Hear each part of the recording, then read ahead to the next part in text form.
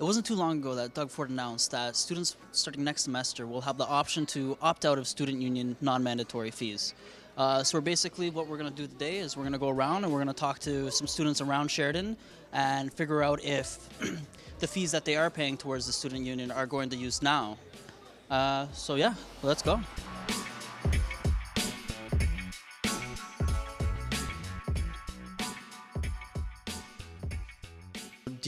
Are you in any clubs?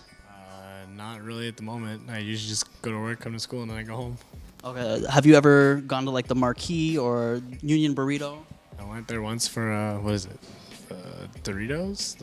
What's it? The taco in a bag? Taco in a bag, that was amazing. Now it's just in a bowl. Yeah, I liked it before, but that's the only thing really I've done.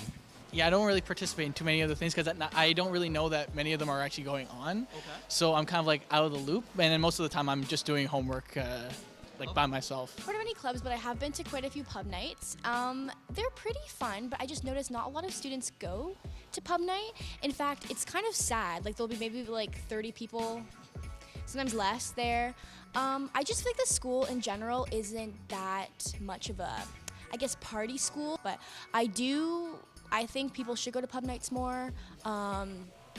Go try like see what like other events the SSU has. I know that they're having like a Tinder Tales event. Just try different things because I think it's worth it. I mean, if we pay for it, you should just try and see. So yeah. With so much seemingly up in the air, I visited the Sheridan Student Union to speak with SSU President Enrique Ponce about how these changes will impact our students next year.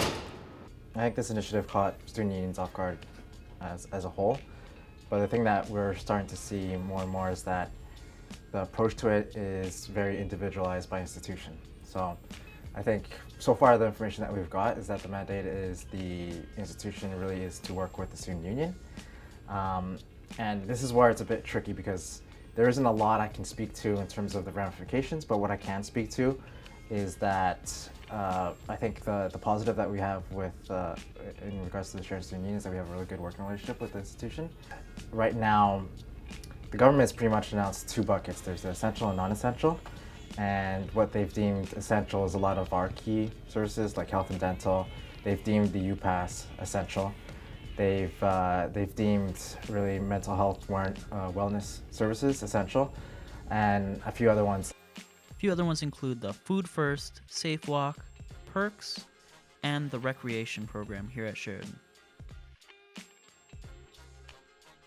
Some are however still undecided, and those would be the off-campus housing, legal advice, and the equipment loan program that the Sheridan Student Union run. Things that are non-essential are things like our events that we do, the pubs that we run, the food services. So that one is probably the hardest one that we have to now figure out because that is going to become an optional fee.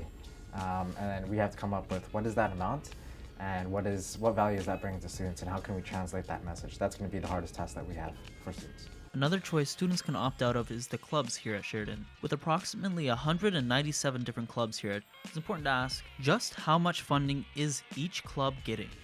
Each ratified club, depending on the timeline, I know minimum they each get 500 as a startup. So the next question is, are they actually using the funds? Because a lot of the clubs, maybe they start up, and this Clubs Corner has been a great catalyst to bringing up clubs, but sometimes what we see, they start up, but then they become inactive. So it doesn't necessarily mean they're using the funds. And then there's the more active clubs that will apply for grants. So I would say a good probably 10 to 20 of those clubs are they're using their initial 500 and they're accessing above. So some of their grant applications, which each clubs coordinator, myself and the clubs manager goes through and deems if it's approved or not. With that said, the question becomes, how will Sheridan students feel about opting in or out of these services for next semester? We'll now have the option to opt out of paying these additional fees and services.